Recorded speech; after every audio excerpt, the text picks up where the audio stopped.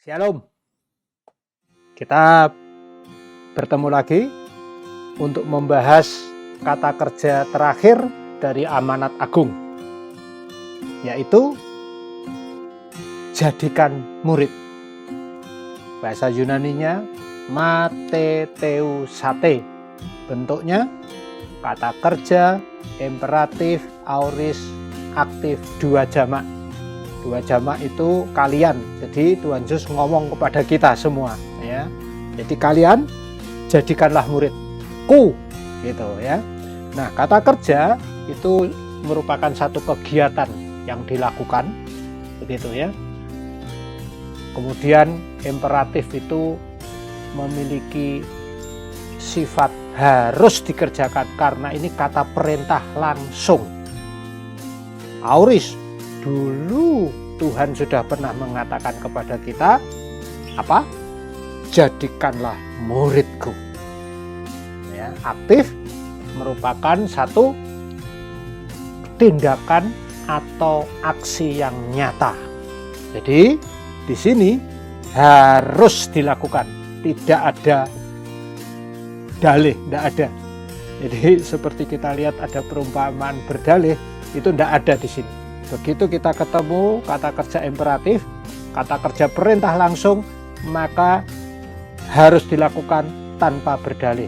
Nah, kalau begitu di amanat agung ini, inilah kata kerja utamanya, teman-teman.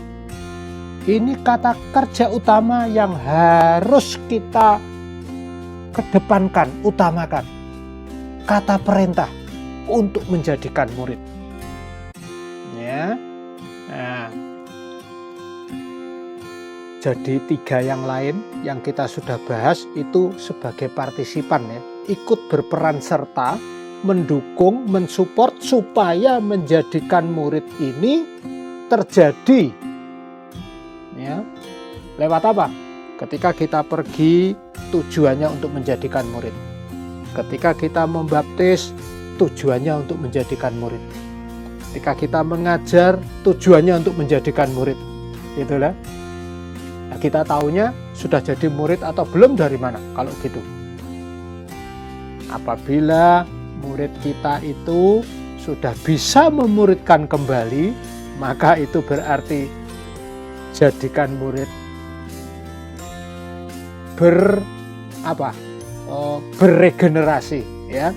Jadi Rasul menjadikan murid orang lain menjadikan murid orang lain, terus sampai kita dijadikan murid oleh sebelum kita, kemudian kita menjadikan murid, dan murid kita ketika melakukan ada hasilnya menjadikan murid. Nah, berarti itu indikator, oh dia sudah jadi murid, gitu ya. Nah, kita lihat lebih lanjut.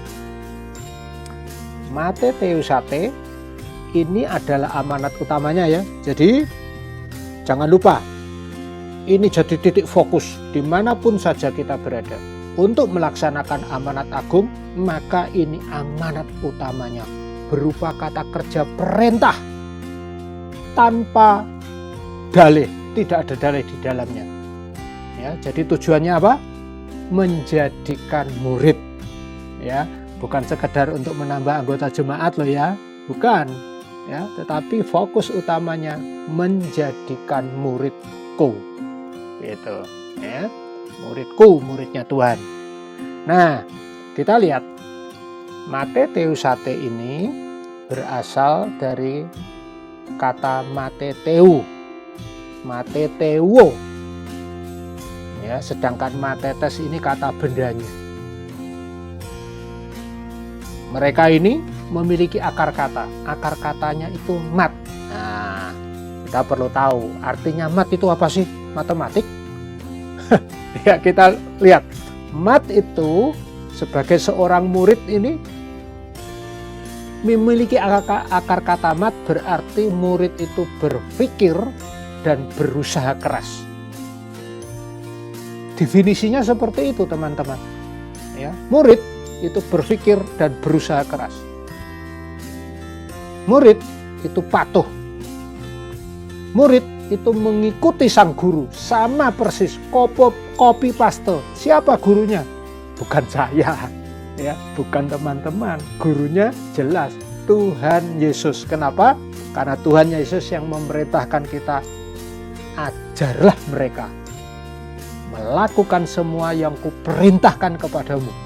Jadikan mereka muridku, kata Tuhan. Ya, bukan muridnya si X atau si A, begitu ya. Nah, teman-teman, jadi konsep murid itu seperti itu. Saya ulangin ya. Pertama, murid itu berpikir dan berusaha keras. Dua, murid itu seorang yang patuh. Tiga, murid itu peniru gurunya, copy paste Tuhan Yesus. Ya. Nah, jadi sekarang konsep 4 kata kerja di dalam amanat agung, 3 partisip, 1 kata perintah langsung, kata kerja langsung, ya, kata perintah, imperatif yang harus dilakukan. Ini jadi kata kerja utamanya. Semua harus mensupport dia, maka kita bisa menyatukan menjadi. Karena itu Yesus berkata, pergilah. Ya, pergi dalam arti aktif bertindak nyata untuk mengikuti jalur dan rutenya Tuhan Yesus serta caranya Tuhan Yesus dalam tujuan untuk menjadikan murid. Ya. Kemudian baptislah secara aktif, tindakan nyata. Untuk apa? Baptislah masuk sampai ke dalam nama itu. Teks mengatakan demikian. Nama miliknya Bapa itu, Anak itu, dan Roh Kudus itu. Perhatikan, kita sudah pernah bahas, baptislah sampai masuk ke dalam nama itu.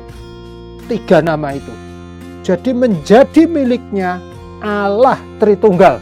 Karena semua itu bersifat berkasus genetif. Ya, milik.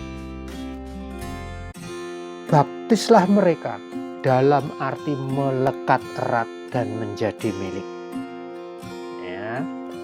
Baptislah sebagai tanda atau lambang pertobatan dan siap menjadi murid Tuhan Yesus Kristus. Ajarlah. Aksi atau tindakan nyata kita mengajar dengan sepenuh hati. Melatih mereka supaya menjadi terbiasa. Untuk apa? Untuk menuruti hikmat dan tuntunan Roh Kudus. Ya. Yang memimpin dalam seluruh kebenaran. Allah tentu maksudnya. Ya, ini di dalam Yohanes 16 ayat 13. Untuk apa? Untuk jadi muridnya Tuhan Yesus. Nah, jadi ketiga-tiganya ini memang harus mensupport, harus berperan serta, mendukung arah supaya terjadinya jadikan muridku. Ingat loh teman-teman, bukan muridnya yang lain loh, muridku, muridnya Tuhan Yesus Kristus. Wah, sekarang kita jadi jelas, jadi lebih rinci arti atau pengertian dan konsep daripada amanat agung Tuhan Yesus yang ada di dalam Matius 28 ayat 19-20 ya. Nah, teman-teman, selanjutnya di dalam channel YouTube ini, channel YouTube Yunani Koine, kita akan menemui bahasan ayat-ayat yang lain di dalam firman Tuhan menurut konsep tekstual dan latar belakang historis. Maksudnya bagaimana? Tekstual ini kita melihat teksnya. Nah, kita sekali lagi kita mengucap syukur bahwa teks di dalam Alkitab Perjanjian Baru ini disebut Yunani Koine, itu adalah bahasa yang mati. Artinya sudah tidak berkembang lagi sekarang ini. Lah, sekarang kan masih ada bahasa Yunani. Nah, yang sekarang kita kenal bahasa Yunani itu bahasa Yunani modern, yang pengertiannya banyak yang tidak sama dengan pengertian seperti yang tertulis di dalam Yunani Koine. Oleh karena itu sebabnya kita perlu menengok, perlu mencermati secara tekstual, tapi juga secara latar belakang historis. Ya, kalau tadi secara tekstual kita mengenal bentuk katanya, begitu ya, tanda baca atau frasanya, dan latar belakang historis berkenaan dengan masa lalu, posisi dan situasi kondisi pada saat itu. Supaya apa? Supaya jelas konteksnya. Supaya apa? Supaya kita tidak diombang-ambingkan dengan berbagai macam ajaran. Supaya apa? Supaya kita mengerti firman Tuhan, memahami firman Tuhan seperti apa kata teks yang ada di situ dan apa latar belakang sejarahnya. Nah, gitu ya. Jadi teman-teman, pastikan teman-teman untuk like dan subscribe ya, supaya bisa menerima notifikasi terbaru berikutnya. Tuhan Yesus memberkati kita semua. Haleluya. Amin.